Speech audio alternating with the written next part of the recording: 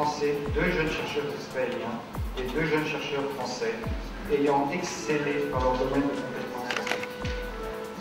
La commission scientifique a choisi de distinguer cette année les chercheurs ayant œuvré dans le domaine du cancer, Dr Christian Muchard et Dr Rossam Reich, et des cellules souches, Dr Shulamit Levenberg et Dr Michel Hussein.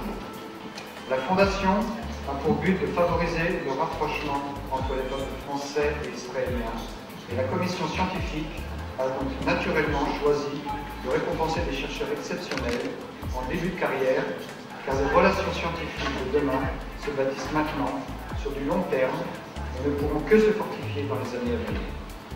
Avec la naissance de la Fondation Francis Israël, je crois que cette relation exceptionnelle va pouvoir prendre une nouvelle ampleur et cela, je m'en réjouis. Il y a en France et il y a en Israël un désir particulièrement profond de resserrer les liens qui sont déjà étroits, de le faire autour de cet extraordinaire patrimoine intellectuel, culturel et artistique que nous avons en commun.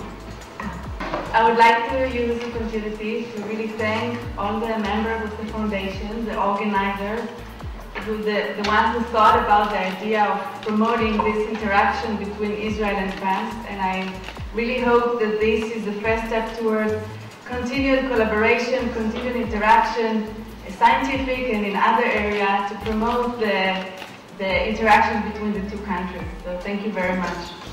Nous célébrons aujourd'hui le premier prix scientifique France-Israël organisé par la Fondation France-Israël. Bien le premier parce que cela sera un processus qui se développera.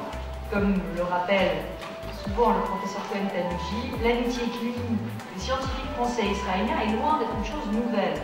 Depuis bien des années déjà, des chercheurs venus de nos 2 pays travaillent ensemble, faisant vivre au sein des communautés scientifiques françaises et israéliennes la relation d'amitié, d'estime et de confiance qui unit traditionnellement nos 2 peuples. Je partage un petit peu la vision extraordinaire qu'a Shimon Peres de l'avenir dans cette région du monde.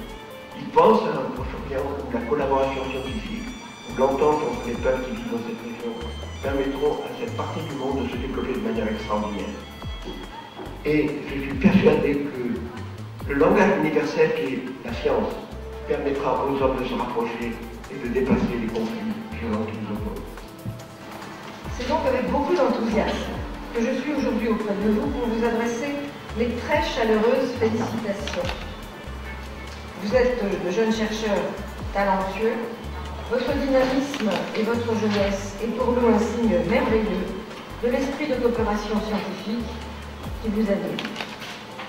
Bravo à vous tous. Je formule le vœu que l'année prochaine, vous sachiez à nouveau nous émerveiller et nous séduire par l'audace et le génie de vos recherches.